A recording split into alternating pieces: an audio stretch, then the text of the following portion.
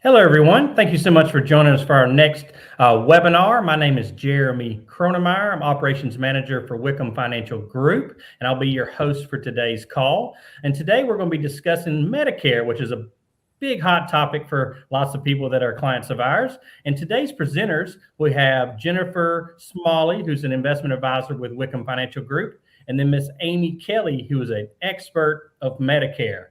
So for this call, Miss Amy will be presenting and we'll be talking about 15 to 20 minutes. And then at the end, we'll be having some Q&A time. So if you do have a question during the webinar while Miss Amy's talking, there's a Q&A box in the box to your right where you can type in any questions that you might have during that. And then once toward the end, we'll get all those, hopefully we can get most of those questions answered for you guys, and then we'll move forward. But Miss Amy, I'm gonna let you go ahead and get started. Thank you. Well, thank you. Well, hello, everybody. I know Medicare can be sometimes a little bit confusing. So hopefully today, when I explain it to you, you'll get it. If not, at the end, I'll have all my information. And if you do have some additional questions that you would prefer to ask me, more of a one-on-one, feel free to reach out. So I'm just going to go through some basics. And I think what you'll find through the webinar is Medicare is not as complicated as they make it out to be. I think sometimes you feel like you need to be a rocket scientist in order to understand this. So here's some basic information. Medicare began in 1966 under the Social Security Administration, and it provides health insurance for Americans ages 65 and older, and if you're on some disability and under 65. Some of the carriers that I represent are here. I'll skip over that one. And let's go over the basics. So the first thing you're going to do when it comes to Medicare is you're going to order your Medicare card. If you'd like, I can send you a link. You click the link and you order your Medicare card. You're going to want to order it at least 90 days prior to turning 65. And when you order your card, you're going to order your Part A and Part B card. Part A is what we've been paying into the system all these years. And Part B, there is a cost pending your income. I've got a grid, so pending your income, if you want to know what your Part B will be, I'll be glad to show it to you. Once again, that's going to cover 80% of your bills. Oh, I already put the grid in there. So pending your income, this would be your Part B amount. They call it IRMA, and it's just an extra tax that they get to charge us in case your income is above the threshold. The initial threshold is if you're a single person is $109,000 or less, and if you're filing jointly and married, it's $218,000 or less. And that would be the base price of $202.90. And then I've got the rest of the chart. If you want to, you could take a screenshot of it. If not, I'll be glad to go over this with you or send it to you. And now, Amy, is that per person before we leave that slide? So how, if I'm not yet 65 and my spouse is, or then if we're already both 67, what's the difference there? Good question. So that's per person. So if one spouse turns 65 and they're within the threshold of the $202.90, then that's what their Part B will cost. Now, let's say you don't go on Social Security yet. You turn 65 and you wait and you don't go on Social Security. Then what's going to happen is you're going to get a quarterly bill manually, old-fashioned, in the mail that you can send back the invoice quarterly through the mail, or you can put it on your credit card and then you can do it monthly. And then when your wife, let's say, turns 65, you'll get the same amount and you'll get billed twice. Yeah, good question. Okay, thanks. All right, moving on. So once you have your Part A and Part B, you've got two options to cover the other 20%. Reminder, Part A and Part B is going to cover 80%, and then you're going to get the other 20% from somebody like me. You've got two options. You've got Medicare Advantage, which is also called Part C, or you have Medicare Supplement, which is also called Medigap. And what I love about Medicare is they like to have two names for everything because they'd like to make sure they totally confuse you. And I think in their material, they do an excellent job of that. All right. So I think this chart's a little confusing. So let me break it down for you. So you've got your Part A and Part B covering 80%. You come to somebody like me to choose between a Medicare Advantage or a Medicare Supplement. So let's go through what is the difference between a Medicare Advantage or a Medicare Supplement, because that's really the only decision you need to make. Do I want a Medicare Advantage or do I want a Medicare Supplement? So let's go through it. Medicare Advantage, there is no extra cost to you to choose a Medicare Advantage plan. And now in return, you're just going to have copayments. So you might have like a $10 copayment if you go to the doctor, or you might have a $115 copayment if you go to the ER, or you might have a $360 a day copayment if you're in the hospital. So everything just switches to copayments as opposed to having, I'll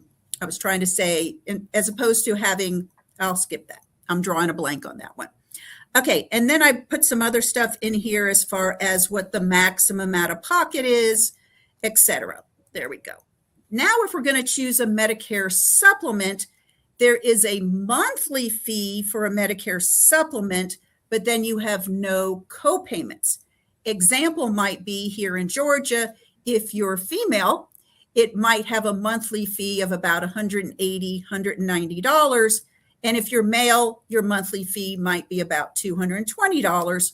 For some reason, men are more expensive on Medicare supplement than female. But in return, once again, everything then has a zero premium. You have a deductible, in this case, $288. And then anything and everything you do, you go and get a hip replacement, open heart surgery, everything is zero. And you can go to any doctor you want to anywhere in the United States. As long as they take Medicare, you can go. And that would be considered a Medicare supplement. Any questions come in yet on Medicare Advantage or Medicare Supplement?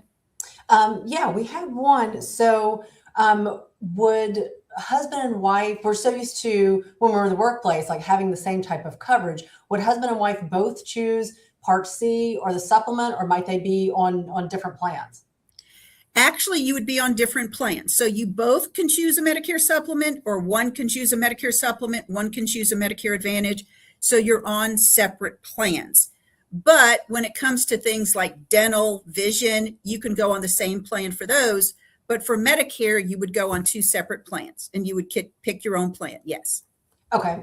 Let's see, if I had a lot of prescriptions, several chronic conditions, is there kind of an obvious choice of one over the other?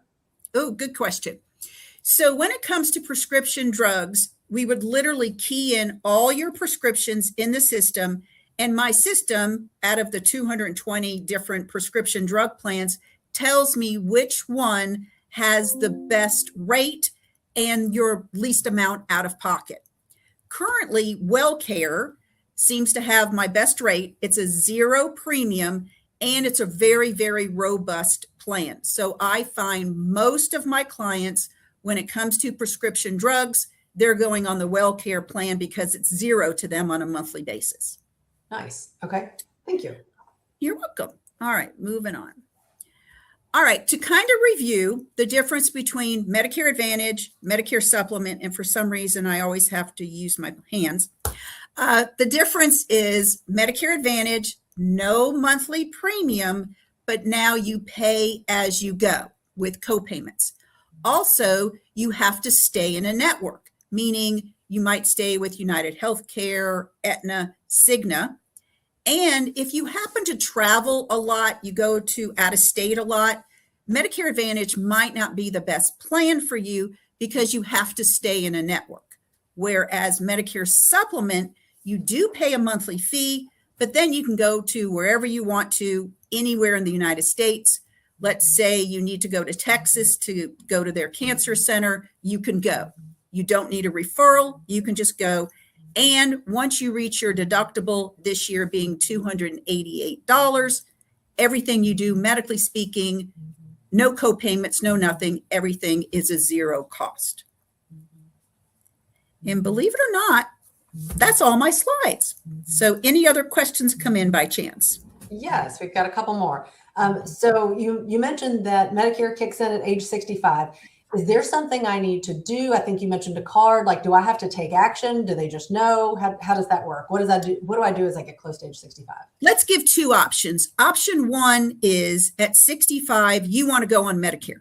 Okay. So at age 65, 90 days prior to you turning 65, I can send you a link. You click the link, you order your Part A and Part B Medicare card. It usually takes about 30 to 45 days for you to get your card. Once you get your card, then give me a call and you say, got my card. You got to say it that way. Got my card. And then we'll go ahead and do the rest. But let's say you work for a company and you're perfectly happy with their insurance. Then what I want you to do when you turn 65 is only order your Part A, because that doesn't cost you anything.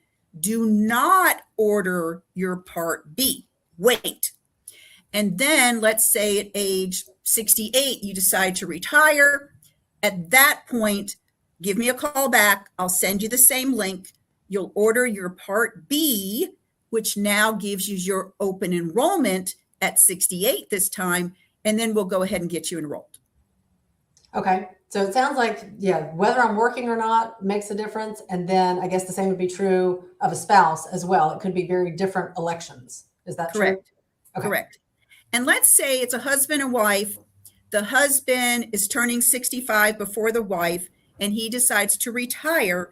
But now the wife is not going to have health insurance because she is on her husband's plan.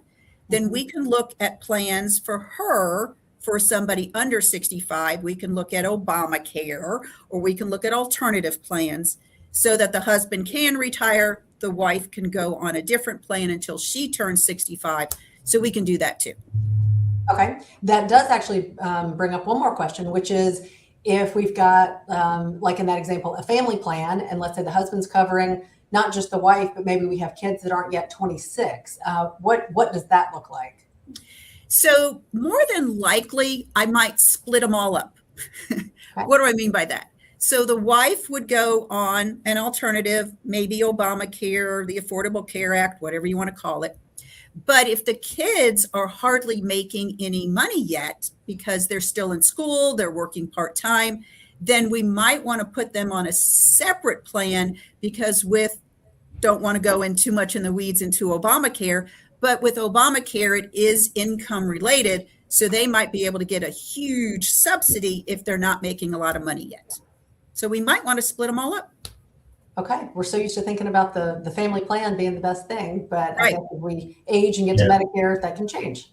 Right. Well, I had a question come in during the thing. It was saying, would a veteran still have to have this? Like, have to sign up at 65 and all that stuff, but also would they have the card when turning 65?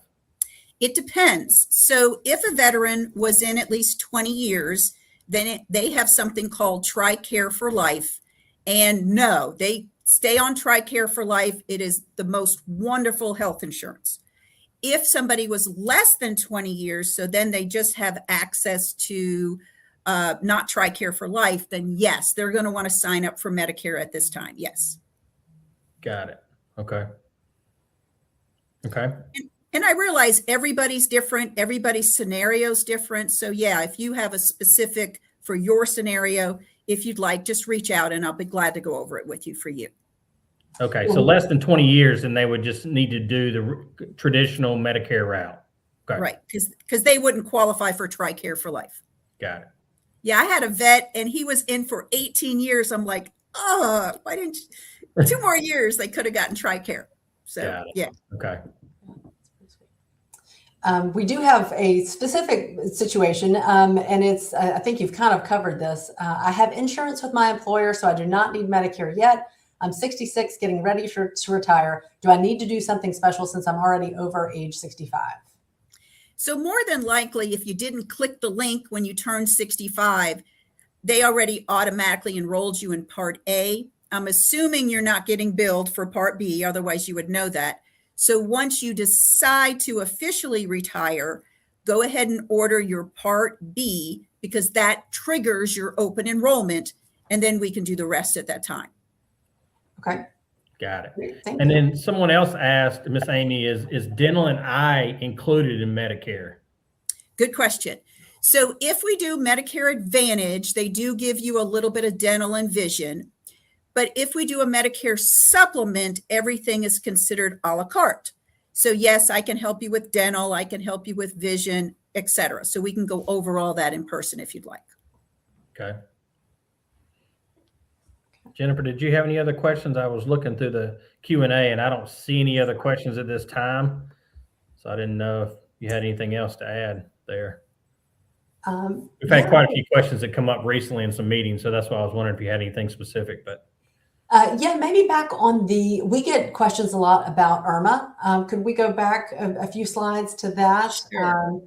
Because that's sometimes we're doing, Roth conversions and doing strategic tax planning, and just want to understand the implications of that. So if, you walked us through the first one there, but let's say we are doing a big Roth conversion. Maybe we end up as a joint return above 342 up to 410. So if the premium is now $527.50 and it's for a couple, so times two, right? We're looking over $1,000 a month in that premium. Does it just always stay there, or does it change by year? What does that look like? They're always going to do a 2-year look back. So from the Roth conversion, I'm not an expert on that, but if you can do the Roth conversions at least 2 years prior, before they're going to go ahead and go on Medicare, that would be great. So for example, if we were having somebody turn 65 in the year 2026, they're going to be looking at your 2024 tax returns. Okay. Now, let's say you've got somebody retired and they're going to be looking at 2024, but in 2025, they retired and they didn't make as much money. Then I have a form I can send to you, and you can petition that they look at 2025 instead of 2024.